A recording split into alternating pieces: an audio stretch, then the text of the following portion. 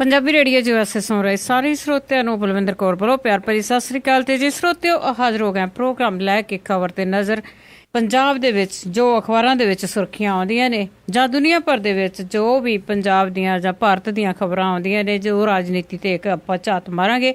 ਆਪਾਂ ਜੁੜ ਚੁੱਕੇ ਜੀ ਬਲਤੇਜ ਪੰਨੂ ਹੋਰਾਂ ਦੇ ਨਾਲ ਤੇ ਆਪਾਂ ਗੱਲਬਾਤ ਕਰਾਂਗੇ ਕਿ ਉੱਥੇ ਕੀ ਕੁਝ ਚੱਲ ਰਿਹਾ ਆ। ਬਲਤੇਜ ਪੰਨੂ ਜੀ, ਸਤਿ ਸ੍ਰੀ ਅਕਾਲ, ਸਵਾਗਤ ਹੈ ਜੀ ਪੰਜਾਬੀ ਰੇਡੀਓ USA ਤੇ।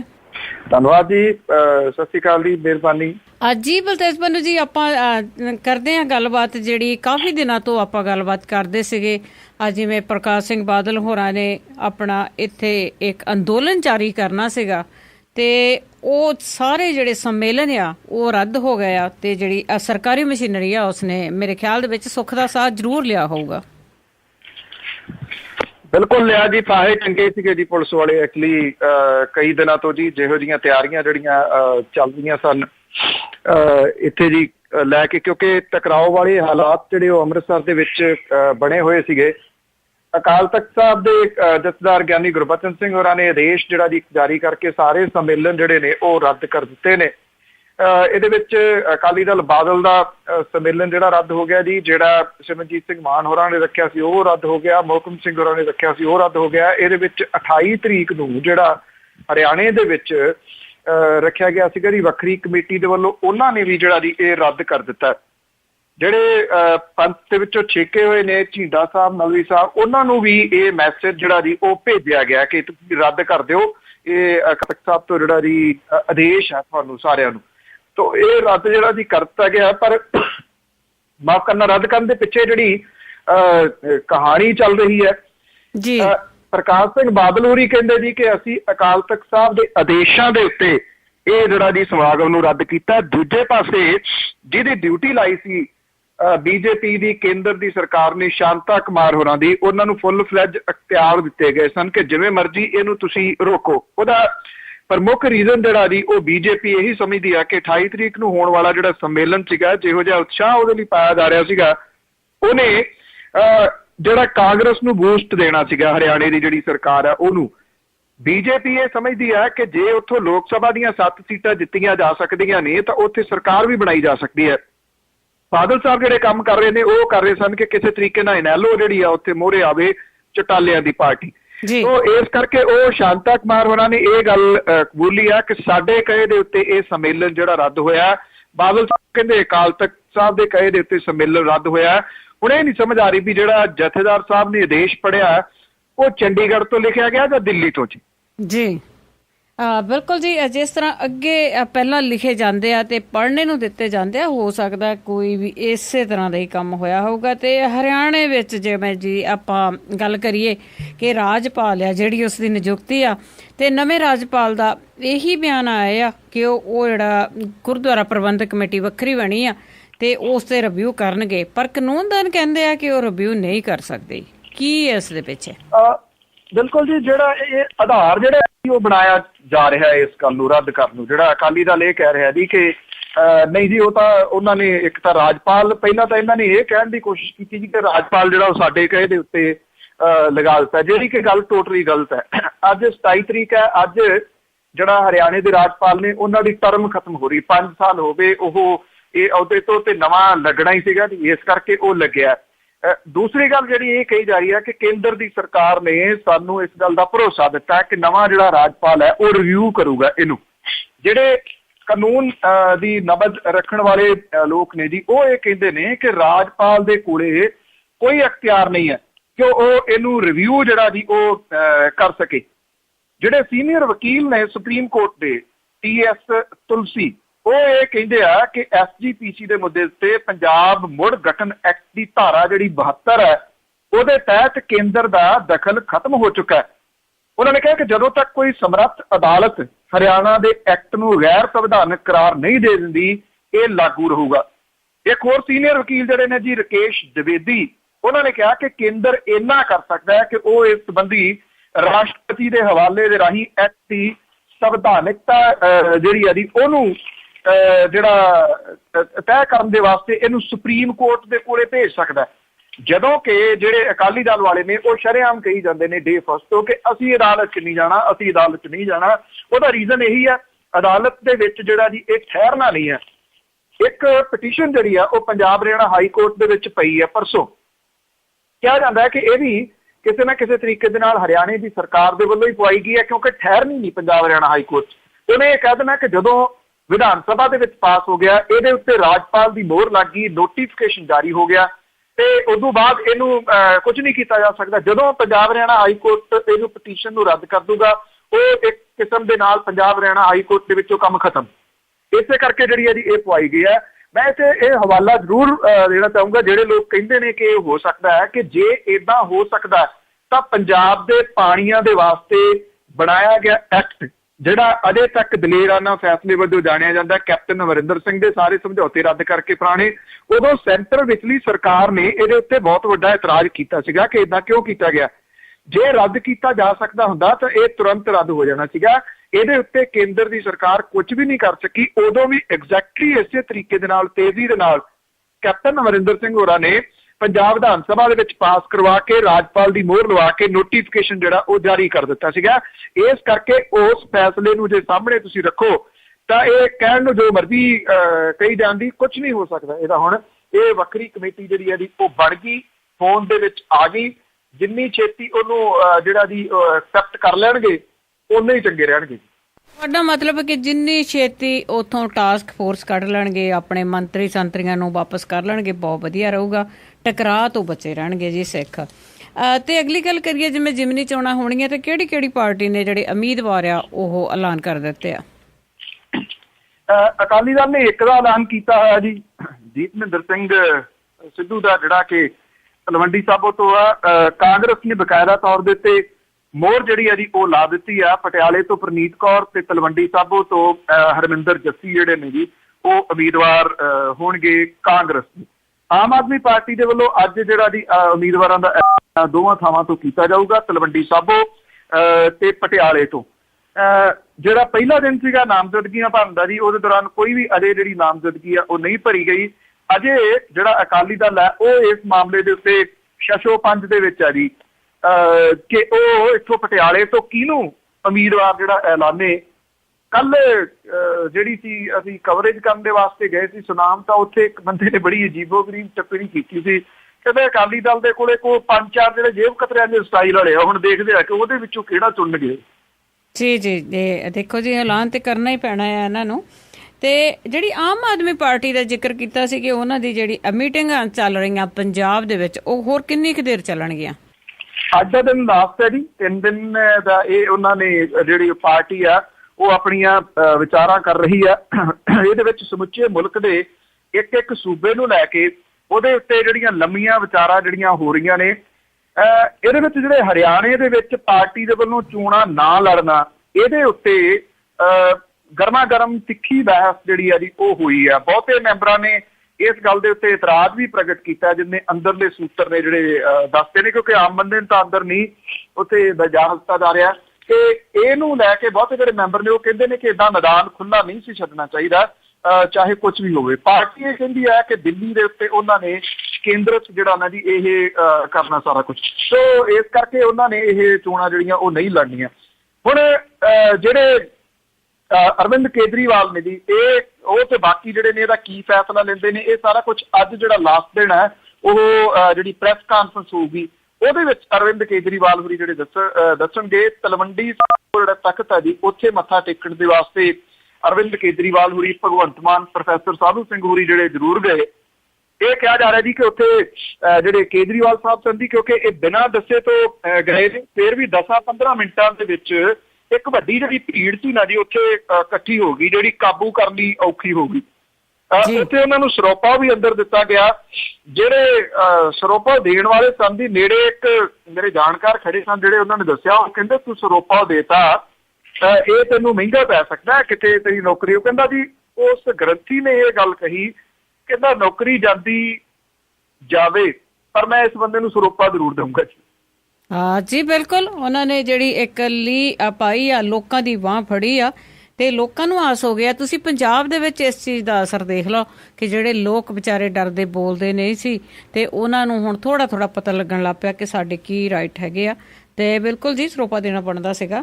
ਤੇ ਸਹਾਰਨਪੁਰ ਦੀ ਜੇ ਗੱਲ ਕਰੀਏ, ਜਿਹੜਾ ਤਣਾਅ ਬਣਿਆ ਹੋਇਆ ਕੱਲ ਦਾ, ਇੱਕ ਲੜਾਈ ਲੈ ਕੇ ਗੁਰਦੁਆਰੇ ਦੇ ਸੰਬੰਧ ਵਿੱਚ, ਕੀ ਕਹਿ ਸਕਦੇ? ਦੋ ਤੇ ਕੀ ਹੈ, ਇੱਕ ਘੱਟ ਗਿਣਤੀਆਂ ਹੈਗੀਆਂ ਆ ਮੁਸਲਮਾਨ ਭਾਈ ਤੇ ਸਿੱਖ, ਉਹਨਾਂ ਦੇ ਵਿੱਚ ਜਿਹੜੀ ਐਡੀ ਗਹਿ-ਗੱਚ ਲੜਾਈ ਹੋਈ ਆ, ਤੇ ਉੱਥੇ ਕੀ ਸਥਿਤੀ ਬਣੀ ਹੋਈ ਆ? ਸਥਿਤੀ ਬੜੀ ਨਾਜ਼ੁਕ ਜਿਹੜੀ ਆ ਜੀ ਉੱਥੇ ਬਣੀ ਹੋਈ ਹੈ। ਇਸ ਵੇਲੇ ਕਰਫਿਊ ਜਿਹੜਾ ਜੀ ਉਹ ਲਾਇਆ ਹੋਇਆ, 12 ਬੰਦੇ ਜਿਹੜੇ ਨੇ ਉਹ ਗ੍ਰਿਫਤਾਰ ਕੀਤੇ ਨੇ। ਗੁਰਦੁਆਰਾ ਸਾਹਿਬ ਤੇ ਜਿਹੜਾ ਉਹਦੇ ਨੇੜੇ ਹੈ ਜੀ ਆਪਣੇ ਦਫਨਾਏ ਜਾਂਦੇ ਨੇ, ਜਿੱਥੇ ਮੁਸਲਿਮ ਭਾਈਚਾਰਾ ਦਫਨਾਉਂਦਾ ਜੀ, ਉਸ ਜਗ੍ਹਾ ਨੂੰ ਲੈ ਕੇ, ਵਕਫ ਬੋਰਡ ਦੀ ਜਿਹੜੀ ਜਗ੍ਹਾ ਦੀ ਉਹਨੂੰ ਲੈ ਕੇ ਇਹ ਤਣਾਅ ਪਹਿਲਾਂ ਵੀ ਚੱਲਦਾ ਰਿਹਾ। ਇਹਦਾ ਕਦੀ ਸਥਾਈ ਹੱਲ ਕੱਢਣ ਦੀ ਕੋਸ਼ਿਸ਼ ਨਹੀਂ ਕੀਤੀ ਗਈ। ਇੱਕ ਵਾਰੀ ਫਿਰ ਗੁਰਦੁਆਰੇ ਦੀ ਜਿਹੜੀ ਬਿਲਡਿੰਗ ਬਣ ਰਹੀ ਆ, ਉੱਥੋਂ ਇਹ ਤਣਾਅ ਜਿਹੜਾ ਸੀਗਾ ਉਹ ਸ਼ੁਰੂ ਹੁੰਦਾ ਇਹ ਜਿਹੜਾ ਸੀਗਾ ਹਿੰਸਕ ਰੂਪ ਧਾਰਨ ਕਰ ਗਿਆ। ਇਹਦੇ ਵਿੱਚ ਇੱਕ ਪੁਲਿਸ ਵਾਲਾ ਜਿਹੜਾ ਸੀਗਾ ਜੀ ਉਹ ਵੀ ਮਾਰਿਆ ਗਿਆ। ਪੁਲਿਸ ਨੇ ਕੋਠਿਆਂ ਦੇ ਉੱਤੇ ਚੜ੍ਹ ਕੇ ਜੀ ਉੱਤੋਂ ਗੋਲੀਆਂ ਚਲਾ ਕੇ ਇਸ ਨੂੰ ਰੋਕਣ ਦੀ ਜਿਹੜੀ ਕੋਸ਼ਿਸ਼ ਆ ਉਹ ਕੀਤੀ, ਨਹੀਂ ਤਾਂ ਅਦਰਵਾਈਜ਼ ਰੋਕਣ ਲੱਗਦਾ ਸੀਗਾ ਕਿ ਪਤਾ ਨਹੀਂ ਕਿੰਨੀਆਂ ਕੁ ਮੌਤ ਜਿਹੜੀਆਂ ਹੋ ਜਾਣੀਆਂ ਜੀ। ਇਹਨਾਂ ਝੜਪਾਂ ਦੇ ਵਿੱਚ ਹਰੀਸ਼ ਕੋਛੜ ਨਾਂ ਦਾ ਇੱਕ ਵਪਾਰੀ, ਆਰਿਫ ਤੇ ਇੱਕ ਅਣਪਛਾਤਾ ਵਿਅਕਤੀ ਜਿਹੜਾ ਜੀ ਉਹ ਮਾਰਿਆ ਗਿਆ। ਇੱਕ ਪੁਲਿਸ ਜਵਾਨ ਨੂੰ ਗੋਲੀ ਲੱਗੀ ਹੈ, ਜਿਹਨੂੰ PGI ਚੰਡੀਗੜ੍ਹ ਦੇ ਵਿੱਚ ਜਿਹੜਾ ਜੀ ਇੱਥੇ ਰੈਫਰ ਕਰਕੇ ਇੱਥੇ ਲਿਆਂਦਾ ਗਿਆ ਜੀ। ਬਹੁਤ ਵੱਡੀ ਗਿਣਤੀ ਦੇ ਵਿੱਚ ਦੁਕਾਨਾਂ ਤੋੜ ਦਿੱਤੀਆਂ, ਉਹਨਾਂ ਨੂੰ ਸਾੜ ਦਿੱਤਾ ਗਿਆ ਜੀ। ਪੁਲਿਸ ਨੇ ਰਬੜ ਦੀਆਂ ਗੋਲੀਆਂ ਜਿਹੜੀਆਂ ਜੀ ਪਹਿਲਾਂ ਚਲਾਈਆਂ। ਜਦੋਂ ਹਾਲਾਤ ਕਾਬੂ ਨਾ ਹੋਏ ਤੇ ਅਸਲੀ ਗੋਲੀਆਂ ਵੀ ਜਿਹੜੀਆਂ ਸੀਗੀਆਂ ਉਹ ਚਲਾਉਣੀਆਂ ਪਈਆਂ। ਅਜੇ ਵੀ ਹਾਲਾਤ ਜਿਹੜੇ ਨੇ ਜੀ ਉਹਨੇ ਸਮੁੱਚੇ ਜਿਹੜਾ ਸਹਾਰਨਪੁਰ ਹੈ ਉਹਨੂੰ ਆਪਣੀ ਲਪੇਟ ਦੇ ਵਿੱਚ ਜਿਹੜਾ ਜੀ ਉਹ ਲੈ ਲਿਆ ਹੋਇਆ। ਪ੍ਰਸ਼ਾਸਨ ਕਹਿੰਦਾ ਕਿ ਹਾਲਾਤ ਕਾਬੂ ਹੇਠ ਹੈ, ਪਰ ਤਣਾਅ ਬਹੁਤ ਜ਼ਿਆਦਾ ਬਣਿਆ ਹੋਇਆ ਜੀ ਉੱਥੇ। ਬਿਲਕੁਲ ਜੀ ਘੱਟ ਗਿਣਤੀਆਂ ਨੇ, ਦੋਨੋਂ ਹੀ ਘੱਟ ਗਿਣਤੀਆਂ ਨੇ, ਪਰ ਤਣਾਅ ਜਿਹੋ ਜਿਹਾ ਬਣ ਗਿਆ ਜੀ ਕਿ ਲੱਗਦਾ ਕਿ ਉੱਥੇ ਹਾਲਾਤ ਜਿਹੜੇ ਨੇ ਉਹ ਬੇਕਾਬੂ ਵੀ ਹੋ ਸਕਦੇ ਨੇ। ਇਹ ਪੂਰੇ ਸਮੁੱਚੇ ਉੱਤਰ ਪ੍ਰਦੇਸ਼ ਦੇ ਵਿੱਚ ਵੀ ਫੈਲ ਸਕਦੇ ਨੇ। ਉੱਤਰ ਪ੍ਰਦੇਸ਼ ਦੇ ਵਿੱਚ ਪਹਿਲਾਂ ਵੀ ਇਹੋ ਜਿਹਾ ਕੁਛ ਜਿਹੜਾ ਹੁੰਦਾ ਰਿਹਾ। ਲਖਨਊ ਕਿਸੇ ਨੂੰ ਭੁੱਲਿਆ ਨਹੀਂ, ਹੁਣ ਸਹਾਰਨਪੁਰ ਆ ਗਿਆ ਜੀ ਸਾਰਾ ਕੁਛ। ਹਾਂ ਜੀ, ਬਿਲਕੁਲ, ਜਿਹੜੀ ਬਹੁਤ ਹੀ ਮੰਦਭਾਗੀ ਘਟਨਾ ਆ। ਤਾਂ ਦੇਖਦੇ ਜੀ ਥੋੜੇ ਦਿਨਾਂ ਬਾਅਦ ਇਸ ਦੇ ਪਿੱਛੇ ਜਿਹੜੀਆਂ ਕੀ ਕਹਾਣੀਆਂ ਬਣਦੀਆਂ ਨੇ।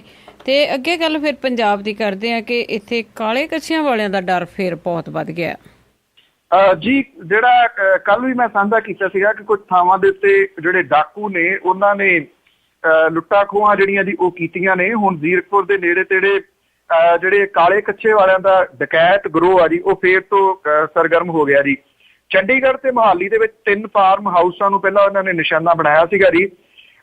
ਔਰ ਜ਼ੀਰਕਪੁਰ ਦੇ ਵਿੱਚ ਅੰਬਾਂ ਦੇ ਇੱਕ ਬਾਗ ਦੇ ਵਿੱਚ ਇੱਕ ਧਾਰਮਿਕ ਜਗ੍ਹਾ 3 ਥਾਵਾਂ ਦੇ ਉੱਤੇ ਡਾਕਾ ਮਾਰ ਕੇ ਇਹਨਾਂ ਨੇ 6 ਬੰਦਿਆਂ ਨੂੰ ਗੰਭੀਰ ਕੀਤਾ। ਹਜ਼ਾਰਾਂ ਰੁਪਏ ਨਕਦੀ ਜਿਹੜੀ ਆ ਜੀ ਉਹ ਲੁੱਟ ਕੇ ਲੈ ਗਏ ਨੇ।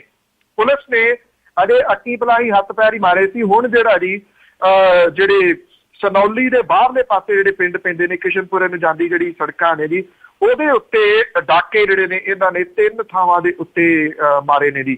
3 ਔਰਤਾਂ ਦੇ ਸਣੇ 6 ਲੋਕ ਜਿਹੜੇ ਨੇ ਉਹ ਜ਼ਖਮੀ ਕਰਤੇ ਨੇ। 2 ਜਣਿਆਂ ਦੀ ਹਾਲਤ ਜਿਹੜੀ ਆ ਜੀ ਉਹ ਨਾਜ਼ੁਕ ਹੈ। ਇਹ ਇੰਨੇ ਬੇਦਰਦ ਬੰਦੇ ਨੇ ਜੀ, ਉਸੇ ਤਰੀਕੇ ਦੇ ਨਾਲ ਲੁੱਟ ਖੋਹ ਕਰਦੇ ਨੇ। ਇਹਨਾਂ ਦੇ ਕੋਲੇ ਹੱਥਾਂ ਦੇ ਵਿੱਚ ਲੋਹੇ ਦੀਆਂ ਮੋਟੀਆਂ ਰਾਡ ਨੇ, ਸਿਰ ਦੇ ਉੱਤੇ ਰਾੜ ਮਾਰ ਕੇ ਨਾਲ ਦੀ ਨਾਲ ਬੰਦਾ ਜਿਹੜਾ ਜੀ ਉਹ ਮਾਰ ਦਿੰਦੇ ਆ। ਮੁੜ ਕੇ ਲੁੱਟ ਖੋਹ ਜਿਹੜੀ ਆ ਜੀ ਉਹ ਕਰਦੇ ਨੇ ਜੀ। ਪਹਿਲਾਂ ਵੀ ਇਹ ਜਿਹੜਾ ਕਾਲੇ ਕੱਛੇ ਵਾਲਿਆਂ ਦਾ ਗਰੋਹ ਕਾਫੀ ਦੇਰ ਪਹਿਲਾਂ ਸਰਗਰਮ ਰਿਹਾ ਜੀ। ਪੁਲਿਸ ਫੜ ਵੀ ਲੈਂਦੀ ਆ, ਫਿਰ ਕੋਈ ਨਾ ਕੋਈ ਜਿਹੜਾ ਜੀ ਉਹ ਹੋਰ ਅੱਗੋਂ ਸਰਗਰਮ ਹੋ ਜਾਂਦਾ ਜੀ। ਜੀ ਤੇ ਇੱਕ ਹੋਰ ਖਬਰ ਸੀ ਕਿ ਪੰਜਾਬ ਦੀਆਂ ਜੇਲ੍ਹਾਂ ਜਿਹੜੀਆਂ ਧੂਆਂ ਮੁਕਤ ਹੋਈਆਂ, ਇਸ ਦਾ ਕੀ ਹੈ ਇਸ ਦੇ ਪਿੱਛੇ ਕਿ ਧੂਆਂ ਮੁਕਤ ਕਿਸ ਤਰ੍ਹਾਂ ਹੋ ਗਈਆਂ? ਇਹਦੀ ਜੇਲ੍ਹਾਂ ਦੇ ਵਿੱਚ ਬੀੜੀ ਸਿਗਰਟ ਦੀ ਵਿਕਰੀ ਦੇ ਉੱਤੇ ਪਾਬੰਦੀ ਜਿਹੜੀ ਆ ਜੀ ਉਹ ਲਾਈ ਗਈ ਹੈ। ਅਜੇ ਤੱਕ ਜੇਲ੍ਹਾਂ ਦੇ ਵਿੱਚ ਬੀੜੀ ਸਿਗਰਟ ਜਿਹੜੀ ਆ ਉਹ ਵੇਚੀ ਜਾਂਦੀ ਸੀਗੀ। ਹੁਣ ਪੰਜਾਬ ਦੀ ਸਰਕਾਰ ਨੇ ਇਹਦੇ ਉੱਤੇ ਪਾਬੰਦੀ ਜਿਹੜੀ ਆ ਜੀ ਉਹ ਲਾਤੀ ਹੈ। ਗੁਜਰਾਤ ਤੇ ਕੇਰਲ ਏਦਾਂ ਦੇ ਰਾਜ ਨੇ ਜੀ ਜਿੱਥੇ ਜੇਲ੍ਹਾਂ ਦੇ ਵਿੱਚ ਬੀੜੀ ਸਿਗਰਟ ਪੀਣ ਤੇ ਉਹਦੇ ਵੇਚਣ ਦੇ ਉੱਤੇ ਮਨਾਹੀ ਹੈ। ਪੰਜਾਬ ਹੁਣ ਤੀਜਾ ਸੂਬਾ ਜਿਹੜਾ ਜੀ ਉਹ ਬਣਿਆ ਜਿੱਥੇ ਕਿ ਇਹ ਬੀੜੀ ਸਿਗਰਟ ਜਿਹੜੀ ਆ ਉਹ ਨਹੀਂ ਵੇਚੀ ਜਾਊਗੀ ਜੀ। ਜਿਹੜੇ ਕੰਟੀਨ ਅੰਦਰ ਆ ਜੀ ਉੱਥੋਂ ਬੀੜੀ ਸਿਗਰਟ ਰੂਟੀਨ ਦੇ ਵਿੱਚ ਹੀ ਮਿਲਦੀ ਸੀਗੀ, ਹੁਣ ਉੱਥੋਂ ਜਿਹੜੀ ਆ ਉਹ ਨਹੀਂ ਮਿਲੂਗੀ ਜੀ। ਤੇ ਜਿਹੜਾ ਇੱਥੇ ਤੁਹਾਨੂੰ ਪਤਾ ਕਿ ਤੰਬਾਕੂ ਮੁਕਤ ਵੀ ਕੀਤਾ, ਪਰ ਹਰ ਰੇਹੜੀ ਦੇ ਉੱਤੋਂ ਤੰਬਾਕੂ ਜਿਹੜਾ ਜੀ ਉਹ ਅਵੇਲੇਬਲ ਆ ਅਜੇ ਵੀ ਪੰਜਾਬ ਦੇ ਵਿੱਚ। ਜੀ ਜੀ ਜੀ। ਇਹ ਜਦੋਂ ਪਾਬੰਦੀ ਲੱਗ ਗਈ ਆ, ਸ਼ਾਇਦ ਉਹ ਜਿਹੜੇ ਸਮਗਲਰ ਗਰੋਹ ਆ ਜਿਹੜਾ ਜੇਲ੍ਹਾਂ ਦੇ ਵਿੱਚ ਨਸ਼ੇ ਸਪਲਾਈ ਕਰਦਾ, ਉਹਨਾਂ ਨੂੰ ਹੁਣ ਖੁੱਲ੍ਹ ਕੇ ਹੋਰ ਜ਼ਿਆਦਾ ਖੇਡਣ ਦਾ ਮੌਕਾ ਮਿਲੂਗਾ ਜੀ। ਹੁਣ ਪਹਿਲਾਂ ਦੂਜੀਆਂ ਨਸ਼ੇ ਜਿਹੜੇ ਸੀਗੇ ਉਹ ਸਪਲਾਈ ਕਰਦੇ ਸੀ। ਹੁਣ ਉਹਦੇ ਨਾਲ ਬੀੜੀ ਸਿਗਰਟਾਂ ਵੀ ਜਿਹੜੀਆਂ ਸਪਲਾਈ ਹੋਣੀਆਂ ਸ਼ੁਰੂ ਹੋ ਜਾਣਗੀਆਂ। ਚੰਗੀ ਗੱਲ ਹੈ, ਚੰਗੀ ਖਬਰ ਹੈ। ਇਹ ਧੂੰਆਂ ਰਹਿਤ ਜਿਹੜੀਆਂ ਜੇਲ੍ਹਾਂ ਨੇ ਉਹ ਕੀਤੀਆਂ ਗਈਆਂ ਨੇ, ਹੁਕਮ ਕਰ ਦੇਣਾ ਇੱਕ ਵੱਖਰੀ ਗੱਲ ਹੈ, ਉਹਨੂੰ ਇੰਪਲੀਮੈਂਟ ਕਰਨਾ ਜਿਹੜਾ ਜੀ ਉਹ ਦੂਸਰੀ ਗੱਲ ਹੈ। ਉਹ ਇੰਪਲੀਮੈਂਟ ਪ੍ਰੋਪਰ ਜਿਹੜਾ ਜੀ ਉਹ ਹੋਣਾ ਚਾਹੀਦਾ ਹੈ। ਜੀ ਤੇ ਅੱਗੇ ਗੱਲ ਕਰੀਏ ਜੀ, ਫਿਰ ਜਿਹੜੀ ਵੱਖਰੀ ਗੁਰਦੁਆਰਾ ਪ੍ਰਬੰਧਕ ਕਮੇਟੀ ਬਣੀ ਆ ਤੇ ਉਸ ਦੇ ਜਿਹੜੇ ਅਹੁਦੇਦਾਰ ਆ ਉਹ ਵੀ ਮੇਰੇ ਖਿਆਲ ਦੇ ਵਿੱਚ ਚੁਣ ਲਏ ਗਏ ਆ। ਜਗਦੀਸ਼ ਸਿੰਘ ਝਿੰਡਾ ਨੂੰ ਪ੍ਰਧਾਨ ਆ ਤੇ ਬਾਕੀ ਜਿਹੜੀਆਂ ਪੋਜੀਸ਼ਨਾਂ ਕਿਸ ਤਰ੍ਹਾਂ ਦਿੱਤੀਆਂ ਗਈਆਂ? ਜੀ ਬਿਲਕੁਲ, ਇਹ ਬਕਾਇਦਾ ਤੌਰ ਦੇ ਉੱਤੇ ਜਿਹੜੀ ਮੈਨੇਜਮੈਂਟ ਕਮੇਟੀ ਦੇ ਅਹੁਦੇਦਾਰ ਤੇ ਕਾਰਜਕਾਰਨੀ ਮੈਂਬਰ ਜਿਹੜੇ ਨੇ ਜੀ ਉਹ ਸਰਬਸੰਮਤੀ ਦੇ ਨਾਲ ਚੁਣ ਲਏ ਗਏ ਨੇ। ਹਰਿਆਣਾ ਗੁਰਦੁਆਰਾ ਕਮੇਟੀ ਦੇ ਪਹਿਲੇ ਪ੍ਰਧਾਨ ਦੇ ਵਜੋਂ ਜਗਦੀਸ਼ ਸਿੰਘ ਝਿੰਡਾ ਨੂੰ ਚੁਣ ਲਿਆ ਗਿਆ। ਦੀਦਾਰ ਸਿੰਘ ਨਲਵੀ ਨੂੰ ਸੀਨੀਅਰ ਮੀਤ ਪ੍ਰਧਾਨ ਤੇ ਜੋਗਾ ਸਿੰਘ ਨੂੰ ਜਨਰਲ ਸਕੱਤਰ ਜਿਹੜਾ ਜੀ ਉਹ ਚੁਣਿਆ ਗਿਆ ਜੀ। ਇਹ ਜਿਹੜਾ ਕੁਰੂਕਸ਼ੇਤਰ ਦੇ ਵਿੱਚ ਜਿਹੜੀ ਮੀਟਿੰਗ ਹੈ ਉਹ ਹੋਈ ਹੈ, ਇਹਦੇ ਵਿੱਚ ਡਿਪਟੀ ਕਮਿਸ਼ਨਰ ਜਿਹੜੇ ਨੇ ਜੀ ਉੱਥੋਂ ਦੇ ਉਹ ਨੁਮਾਇੰਦੇ ਵਜੋਂ ਸ਼ਾਮਲ ਹੋਏ ਔਰ ਸਿਟੀ ਮੈਜਿਸਟ੍ਰੇਟ ਜਿਹੜੇ ਸੀ ਉਹਨਾਂ ਦੀ ਦੇਖ ਰੇਖ ਦੇ ਹੇਠ 41 ਨਾਮਜ਼ਦ ਮੈਂਬਰ ਜਿਨ੍ਹਾਂ ਵਿੱਚੋਂ 39 ਹਾਜ਼ਰ ਸੀਗੇ ਜੀ, ਉਹ ਉਹਨਾਂ ਨੇ ਇੱਥੇ ਚੁਣੇ ਨੇ ਜੀ। ਸੰਤ ਗੁਰਮੀਤ ਸਿੰਘ ਨੂੰ ਮੀਟਿੰਗ ਦੀ ਕਾਰਵਾਈ ਚਲਾਉਣ ਦੇ ਵਾਸਤੇ ਮੁਖੀ ਜਿਹੜਾ ਸੀ ਉਹ ਚੁਣਿਆ ਗਿਆ। ਗੁਰਮੀਤ ਸਿੰਘ ਤਰਲੋਕੇਵਾਲ ਨੇ ਪ੍ਰਧਾਨ ਦੇ ਅਹੁਦੇ ਲਈ ਜਗਦੀਸ਼ ਸਿੰਘ ਝਿੰਡਾ ਦਾ ਨਾਮ ਪੇਸ਼ ਕੀਤਾ ਹੈ ਜੀ। ਤਾਈ ਜਿਹੜੀ ਸੀ ਭੁਪਿੰਦਰ ਸਿੰਘ ਅਸੰਧ ਨੇ ਕੀਤੀ। ਸੀਨੀਅਰ ਮੀਤ ਪ੍ਰਧਾਨ ਲਈ ਭੁਪਿੰਦਰ ਸਿੰਘ ਅਸੰਧ ਨੇ ਦੀਦਾਰ ਸਿੰਘ ਨਲਵੀ ਦਾ ਨਾਂ ਜਿਹੜਾ ਸੀਗਾ ਉਹ ਪੇਸ਼ ਕੀਤਾ। ਜਿਹਦੀ ਤਾਇਦ ਅਜੀਤ ਸਿੰਘ ਐਲਨਾਬਾਦ ਨੇ ਜਿਹੜੀ ਕੀਤੀ। ਬਾਅਦ ਦੇ ਵਿੱਚ ਸਾਰੇ ਜਿਹੜੀ ਕਮੇਟੀ ਸੀ ਉਹ ਚੁਣ ਲਈ ਗਈ ਤਾਂ ਕਿ ਵਰਕਿੰਗ ਦੇ ਵਿੱਚ ਹੁਣ ਜਿਹੜੀ ਇਹ ਕਮੇਟੀ ਆ ਉਹ ਆ ਗਈ ਆ। ਸਾਰੇ ਆਪੋ ਆਪਣੇ ਅਹੁਦੇ ਜਿਹੜੇ ਉਹਨਾਂ ਨੇ ਸੰਭਾਲ ਲਏ ਨੇ। ਇਸ ਗੱਲ ਦੀ ਉਮੀਦ ਹੈ ਕਿ ਕੁਰੂਕਸ਼ੇਤਰ ਤੋਂ ਜਿਹੜਾ ਗੁਰਦੁਆਰੇ ਦਾ ਜਿਹੜਾ ਕਬਜ਼ਾ ਦੀ ਉਹ ਛੁਡਵਾਇਆ ਜਾਊਗਾ ਔਰ ਉੱਥੋਂ ਇਹ ਕਮੇਟੀ ਜਿਹੜੀ ਹੈ ਆਪਣਾ ਪ੍ਰੋਗਰਾਮ ਸ਼ੁਰੂ ਕਰੂਗੀ। ਇਹ ਤਾਂ ਸਾਰੇ ਪ੍ਰਧਾਨਗੀਆਂ ਦੇ ਅਹੁਦਿਆਂ ਦੇ ਉੱਤੇ ਚਲੇ ਗਏ ਜੀ, ਪਰ ਇੱਕ ਬੰਦੇ ਨਾਲ ਬਹੁਤ ਮਾੜੀ ਹੋਈ ਹੈ ਪੰਜਾਬ ਦੇ ਵਿੱਚ ਕਿ ਨਾਤੀ ਧੋਤੀ ਰਹਿ ਗਈ, ਨੱਕ ਤੇ ਮੱਖੀ ਰਹਿ ਗਈ। ਬਿਲਕੁਲ ਜੀ, ਬਿਲਕੁਲ। ਤੇ ਜਿਸ ਤਰ੍ਹਾਂ ਤੁਸੀਂ ਆਪਾਂ ਗੱਲ ਕਰਦੇ ਹਾਂ ਕਿ ਉੱਥੇ ਕਮੇਟੀ ਬਣ ਗਈ ਆ, ਕਾਨੂੰਨੀ ਤੌਰ ਤੇ ਕਮੇਟੀ ਬਣ ਗਈ ਆ, ਤੇ ਉੱਥੇ ਜਿਹੜੀਆਂ ਪੰਜਾਬ ਦੀਆਂ ਫੌਜਾਂ ਗਈਆਂ ਹੋਈਆਂ ਆ ਜਿਨ੍ਹਾਂ ਨੇ ਜਾ ਕੇ ਟਾਸਕ ਫੋਰਸ ਗਈ ਆ ਉੱਥੇ ਕੰਟਰੋਲ ਕੀਤਾ ਹੋਇਆ ਆ ਗੁਰਦੁਆਰਿਆਂ ਤੇ ਕਿ ਅਸੀਂ ਗੋਲਕਾਂ ਨੂੰ ਹੱਥ ਨਹੀਂ ਲਾਉਣ ਦੇਵਾਂਗੇ, ਕਿ ਉਹਨਾਂ ਲਈ ਵੀ ਹੁਕਮਨਾਮਾ ਜਾਰੀ ਹੋਊਗਾ ਕਿ ਤੁਸੀਂ ਵਾਪਸ ਆ ਜਾਓ? ਕਰਨਾ ਤਾਂ ਚਾਹੀਦਾ ਸੀਗਾ ਜੀ, ਕਰਨਾ ਚਾਹੀਦਾ ਕਿ ਇਹ ਵਾਪਸ ਆ ਜਾਓ। ਬਥੇਰੇ ਸੁੱਖੇ ਪੀਲੇ ਉੱਥੇ ਅੰਦਰ ਵੜ ਕੇ ਜਿਹੜੇ ਘੋਟੀ ਜਾਂਦੇ ਨੇ ਨਿਹੰਗਾਂ ਦੀਆਂ ਫੌਜਾਂ ਜਿਹੜੀਆਂ ਅੰਦਰ ਬੈਠੀਆਂ ਨੇ ਹਥਿਆਰ ਲੈ ਕੇ, ਜਾਂ ਫਿਰ ਬਲਵੰਤ ਸਿੰਘ ਵਾਲੀਆ, ਸੁੱਚਾ ਸਿੰਘ ਲੰਗਾ, ਪ੍ਰੇਮ ਸਿੰਘ ਚੰਦੂ ਮਾਜਰਾ ਜਿਹੜੇ ਇਹ ਸਾਰੇ ਬੈਠੇ ਹੋਏ ਨੇ ਜੀ ਜਾ ਕੇ ਇਹਨਾਂ ਥਾਵਾਂ ਦੇ ਉੱਤੇ। ਇਹਨਾਂ ਨੂੰ ਵੀ ਜਿਹੜਾ ਜੀ ਆਦੇਸ਼ ਹੋਣਾ ਚਾਹੀਦਾ ਕਿ ਵਾਪਸ ਆ ਜਾਓ, ਬਹੁਤ ਹੋ ਗਿਆ। ਜਿਹੜੇ ਕਾਨੂੰਨੀ ਤੌਰ ਦੇ ਉੱਤੇ ਕਾਨੂੰਨ ਨੂੰ ਆਪਣਾ ਕੰਮ ਜਿਹੜਾ ਜੀ ਉਹ ਕਰਨ ਦਿਓ। ਕਾਨੂੰਨ ਮੁਤਾਬਕ ਜਿਹੜੀ ਉੱਥੋਂ ਦੀ ਕਮੇਟੀ ਆ ਉਹ ਚੁਣੀ ਗਈ ਆ। ਮੋਰਚਾ ਜਦੋਂ ਕੈਂਸਲ ਹੀ ਕਰ ਦਿੱਤਾ ਗਿਆ ਸਾਰਾ ਕੁਛ, ਤੇ ਫਿਰ ਇਹ ਵੀ ਸਾਰਾ ਕੁਛ ਜਿਹੜਾ ਜੀ ਉਹ ਕੈਂਸਲ ਹੋਣਾ ਚਾਹੀਦਾ ਇਦੋਂ ਪਹਿਲਾਂ ਕਿ ਉੱਥੇ ਟਕਰਾਓ ਵਾਲੀ ਜਿਹੜੀ ਸਥਿਤੀ ਆ ਉਹ ਬਣੇ। ਭਾਵ ਕਿ ਜਿਹੜੀ ਉੱਥੋਂ ਦੀ ਹਰਿਆਣੇ ਦੀ ਸਰਕਾਰ ਆ ਉਹ ਦਫਾ 144 ਲਾ ਕੇ ਜਿਹੜੇ ਬੰਦੇ ਇਕੱਠੇ ਕਰਨ ਹੋਣ ਦੇ ਉੱਤੇ ਰੋਕ ਜਿਹੜੀ ਆ ਲਾਵੇ, ਉਸ ਤਰੀਕੇ ਦੇ ਨਾਲ ਜ਼ੋਰ ਜ਼ਬਰਦਸਤੀ ਉੱਥੋਂ ਕੱਢੇ ਉਹਨਾਂ ਨੂੰ। ਇਹਨਾਂ ਨੂੰ ਖੁਦ ਹੀ ਜਿਹੜਾ ਜੀ ਨਾ ਉਹ ਵਾਪਸ ਆ ਜਾਣਾ ਚਾਹੀਦਾ ਜੀ, ਜੇ ਇਹ ਸਮਝਦੇ ਨੇ ਤੇ ਮਾਹੌਲ ਜਿਹੜਾ ਇਹਨਾਂ ਨੇ ਖਰਾਬ ਨਹੀਂ ਕਰਨਾ ਜੀ। ਤੇ ਅੱਜ ਇੱਕ ਹੋਰ ਗੱਲ ਕਰਦੇ ਆ ਕਿ ਜਦੋਂ ਜਿਹੜੇ ਸਾਡੇ B.Ed ਕੀਤੇ ਹੋਏ ਆ ਜਿਹੜੇ ਟੀਚਰ ਹੈਗੇ ਆ, ਜਿਹੜੇ ਅਨਐਮਪਲਾਈਡ ਟੀਚਰ ਆ, ਉਹ ਬੜੇ ਮੁਜ਼ਾਹਰੇ ਕਰਦੇ ਆ, ਕਦੀ ਟੈਂਕੀਆਂ ਤੇ ਚੜ੍ਹਦੇ ਆ ਤੇ ਉਹਨਾਂ ਨੂੰ ਜੋਬ ਨਹੀਂ ਦਿੱਤੀ ਜਾਂਦੀ। ਪੰਜਾਬ ਦੇ ਵਿੱਚੋਂ ਪਤਾ ਲੱਗਾ ਸੀਗਾ ਕੈਨੇਡਾ ਦੇ ਵਿੱਚ ਟੀਚਰ ਗਏ ਹੋਏ ਆ ਤੇ ਫਿਰ ਵੀ ਉੱਥੇ ਜਿਹੜੀਆਂ 26% ਜਿਹੜੀਆਂ ਅਸਾਮੀਆਂ ਉਹ ਖਾਲੀ ਪਈਆਂ ਆ। ਇਹਦੀ ਕੀ ਵਜ੍ਹਾ ਆ ਕਿ ਉਹ ਅਸਾਮੀਆਂ ਕਿਉਂ ਨਹੀਂ ਭਰੀਆਂ ਜਾਂਦੀਆਂ? ਪੈਸੇ ਹੈ ਨਹੀਂ ਜੀ ਸਰਕਾਰ ਦੇ ਕੋਲੇ ਦੇਣ ਦੇ ਵਾਸਤੇ। ਤੁਸੀਂ ਦੇਖੋ ਜਿਹੜਾ ਸਿਟੀਜ਼ਨ ਹੁੰਦਾ ਕਿਸੇ ਵੀ ਮੁਲਕ ਦਾ, ਸੂਬੇ ਦਾ, ਉਹਨੂੰ ਜਿਹੜੀਆਂ ਮੁੱਢਲੀਆਂ ਲੋੜਾਂ ਨੇ ਜੀ ਉਹਦੀ ਸਿਹਤ ਤੇ ਸਿੱਖਿਆ ਜਿਹੜੀ ਹੁੰਦੀ ਹੈ, ਸਿੱਖਿਆ ਦਾ ਮਿਆਰ ਏਡਾ ਸੁੱਟ ਦਿੱਤਾ ਗਿਆ ਸਰਕਾਰੀ ਸਕੂਲਾਂ ਦਾ ਕਿ ਪਹਿਲੀ ਤਾਂ ਗੱਲ ਜੀ 8ਵੀਂ ਤੱਕ ਜਿਹੜੇ ਪਾਸ ਹੀ ਕਰਨੇ ਨੇ ਜੀ, ਫੇਲ ਨਹੀਂ ਹੋਣ ਦੇਣਾ। 5ਵੀਂ ਤੱਕ ਜਿਹੜਾ ਤਾਂ ਕਿ 8ਵੀਂ ਦੇ ਵਿੱਚੋਂ ਜਦੋਂ ਪਾਸ ਹੋ ਗਿਆ 9ਵੀਂ 10ਵੀਂ ਅੱਗੇ ਜਿਹੜੀ ਹੈ ਜੀ ਉਹ ਬੋਰਡ ਦੀ ਹੋ ਜਾਂਦੀ ਹੈ, ਉਹਦੇ ਵਿੱਚ ਕੱਖ ਨਹੀਂ ਆਉਂਦਾ ਬੱਚਿਆਂ ਨੂੰ ਜੀ। ਉਹ ਸਾਰੇ ਦੇ ਸਾਰੇ ਖਤਮ ਹੋ ਜਾਂਦੇ ਨੇ, ਉੱਪਰਲੀ ਪੜ੍ਹਾਈ ਤੱਕ ਆਉਂਦੇ ਹੀ ਨਹੀਂ ਸਰਕਾਰੀ ਸਕੂਲਾਂ ਵਾਲੇ, ਤਾਂ ਕਿ ਉਹਨਾਂ ਨੂੰ ਮਜ਼ਦੂਰ ਹੀ ਰੱਖਿਆ ਜਾਵੇ, ਉਹਨਾਂ ਨੂੰ ਅਨਪੜ੍ਹ ਹੀ ਰੱਖਿਆ ਜਾਵੇ। 5ਵੀਂ ਤੱਕ ਜਿਹੜਾ ਸਕੂਲ ਆ ਮੰਨ ਲਓ ਉਹਦੇ ਵਿੱਚ ਜਿਹੜਾ ਬੱਚਾ ਪੜ੍ਹ ਕੇ ਗਿਆ, ਫੇਲ ਤਾਂ ਉਹ ਹੋਇਆ ਨਹੀਂ, ਪਾਸ ਹੋ ਗਿਆ। 6ਵੀਂ ਵਾਲੇ ਸਕੂਲ 'ਚ ਗਿਆ, 6ਵੀਂ ਵਾਲੇ ਸਕੂਲ ਵਾਲੇ ਕਹਿੰਦੇ ਆਲਾ ਦੂਜੀ ਦਾ ਕਾਇਦਾ ਪੜ੍ਹ ਕੇ ਸੁਣਾ।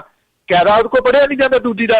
ਉਹ ਕਹਿੰਦੇ ਜੇ ਤੂੰ ਦੂਜੀ ਦਾ ਕਾਇਦਾ ਨਹੀਂ ਪੜ੍ਹਦਾ ਤੈਨੂੰ 6ਵੀਂ 'ਚ ਦਾਖਲਾ ਕਿਵੇਂ ਦੇ ਦਈਏ।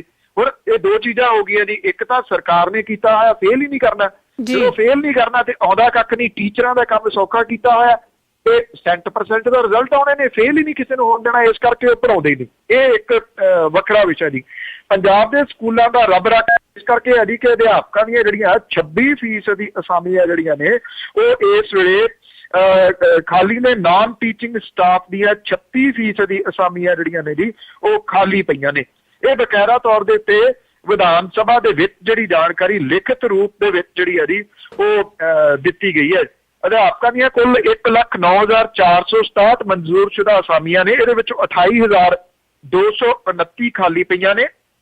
ਮਿਡਲ ਹਾਈ ਤੇ ਸੀਨੀਅਰ ਸੈਕੰਡਰੀ ਸਕੂਲਾਂ ਵਿਚਲੀਆਂ ਟੀਚਰਸ ਦੀਆਂ ਕੁੱਲ 76,833 ਅਸਾਮੀਆਂ ਦੇ ਵਿੱਚੋਂ 21,217 ਖਾਲੀ ਪਈਆਂ ਨੇ। ਮਾਸਟਰ ਕਾਡਰ ਦੀਆਂ 47,886 ਅਸਾਮੀਆਂ ਦੇ ਵਿੱਚੋਂ 11,737 ਤੇ ਲੈਕਚਰਾਰਾਂ ਦੀਆਂ ਕੁੱਲ 12,245 ਦੇ ਵਿੱਚੋਂ 3961 ਜਿਹੜੀਆਂ ਨੇ ਉਹ ਖਾਲੀ ਪਈਆਂ ਨੇ ਜੀ। ਇਹਦੇ ਨਾਲ ਜਿਹੜੇ ਸਕੂਲਾਂ ਦੇ ਵਿੱਚ ਕੰਮ ਕਰ ਰਹੇ ਨੇ ਜੀ 28% ਦੀ ਅਸਾਮੀਆਂ ਜਿਹੜੀਆਂ ਖਾਲੀ ਪਈਆਂ ਨੇ। ਪਰ ਨਾਲ ਦੀ ਨਾਲ ਇਹ ਵੀ ਹੈ ਜੀ ਕਿ ਵੱਡੀ ਗਿਣਤੀ ਦੇ ਵਿੱਚ ਜਿਹੜੇ ਟੀਚਰ ਕੰਮ ਕਰ ਰਹੇ ਨੇ ਉਹਨਾਂ ਨੂੰ ਤਨਖਾਹਾਂ ਹੀ ਨਸੀਬ ਨਹੀਂ ਹੋਈਆਂ। 6-6, 8-8 ਮਹੀਨੇ ਵੀ ਜਿਹੜੇ ਨੇ ਜੀ ਉਹਨਾਂ ਨੂੰ ਹੋ ਗਏ ਨੇ, ਉਹ ਬਿਨਾਂ ਤਨਖਾਹਾਂ ਤੋਂ ਵਿਚਾਰੇ ਸਾਰ ਰਹੇ ਨੇ। ਹੁਣ ਤਾਂ ਜਿਹੜੀਆਂ ਕਲੋਨੀਆਂ ਦੇ ਵਿੱਚ ਛੋਟੀਆਂ ਦੁਕਾਨਾਂ ਹੁੰਦੀਆਂ ਨੇ ਉਹਨਾਂ ਨੇ ਵੀ ਉਧਾਰ ਦੇਣਾ ਬੰਦ ਕੀਤਾ ਵੀ ਮਾਸਟਰਾਂ ਨੂੰ ਪਤਾ ਨਹੀਂ ਤਨਖਾਹ ਮਿਲਣੀ ਕਿ ਨਹੀਂ ਮਿਲਣੀ। ਜੀ ਬਿਲਕੁਲ ਸਹੀ ਆ ਕਿ ਜਿਹੜੇ ਬੰਦੇ ਨੇ ਤਨਖਾਹ ਤੇ ਗੁਜ਼ਾਰਾ ਕਰਨਾ, ਜੇ ਉਹਨੂੰ ਤਨਖਾਹ ਨਾ ਮਿਲੂਗੀ ਤੇ ਉਹ ਕੀ ਕਰੂਗਾ, ਤਾਂ ਜਾਂ ਉਸ ਦਾ ਪਰਿਵਾਰ ਆ ਉਹ ਕੀ ਕਰੂਗਾ। ਤੇ ਅਖੀਰ ਦੇ ਵਿੱਚ ਜੀ ਆਜ਼ਨਾਮਾ ਇਸ ਤਰ੍ਹਾਂ ਦੀ ਕਿ ਕਿਸੇ ਕਿਹਾ ਜਾਂ ਆਪਣੇ ਆਪ ਕਰਿਆ, ਜਥੇਦਾਰਾਂ ਦਾ ਹੁਕਮ ਹੁਣ ਠੀਕ ਭਾਈ। ਕਿਸੇ ਕਿਹਾ ਜਾਂ ਆਪਣੇ ਆਪ ਕਰਿਆ, ਜਥੇਦਾਰਾਂ ਦਾ ਹੁਕਮ ਹੁਣ ਠੀਕ ਭਾਈ। ਸਹਿਮ ਵਾਹਵਾ ਚਫੇਰੇ ਸੀ ਪਈ ਜਾਂਦਾ, ਆ ਗਈ ਜਦੋਂ 27 ਤਰੀਕ ਭਾਈ। ਦੂਜੇ ਦਿਨ ਹਰਿਆਣੇ ਸੀ ਭੀੜ ਜੁੜਨੀ, ਉੱਥੇ ਹੋ ਗਏ ਸਰਗਰਮ ਸ਼ਰੀਕ ਭਾਈ। ਦੋਵੇਂ ਥਾਈਂ ਹੀ ਭੀੜ ਜੇ ਭੜਕ ਜਾਂਦੀ, ਗੱਲ ਜਾਂਦੀ ਫਿਰ ਦੂਰ ਦੇ ਤੀਕ ਭਾਈ। ਕਰਕੇ ਰੱਦ ਸਮਾਗਮ ਹੈ ਠੀਕ ਕੀਤਾ, ਗੱਲ ਕਰਨ ਨੂੰ ਮਿਲੀ ਮਿਆਦ ਭਾਈ। ਕਰਕੇ ਰੱਦ ਸਮਾਗਮ ਹੈ ਠੀਕ ਕੀਤਾ, ਗੱਲ ਕਰਨ ਨੂੰ ਮਿਲੀ ਮਿਆਦ ਭਾਈ। ਗੱਲਬਾਤ ਦੇ ਨਾਲ ਕੋਈ ਰਾਹ ਕੱਢਣ, ਕਰਨਾ ਕਿਉਂ ਹੈ ਦੰਗਾ ਫਸਾਦ ਭਾਈ। ਥੈਂਕ ਯੂ ਜੀ, ਬਹੁਤ ਵਧੀਆ, ਥੈਂਕ ਯੂ, ਬਹੁਤ ਬਹੁਤ ਧੰਨਵਾਦ ਜੀ। ਥੈਂਕ ਯੂ ਜੀ। ਥੈਂਕ ਯੂ, ਸਤਿ ਸ਼੍ਰੀ ਅਕਾਲ ਜੀ।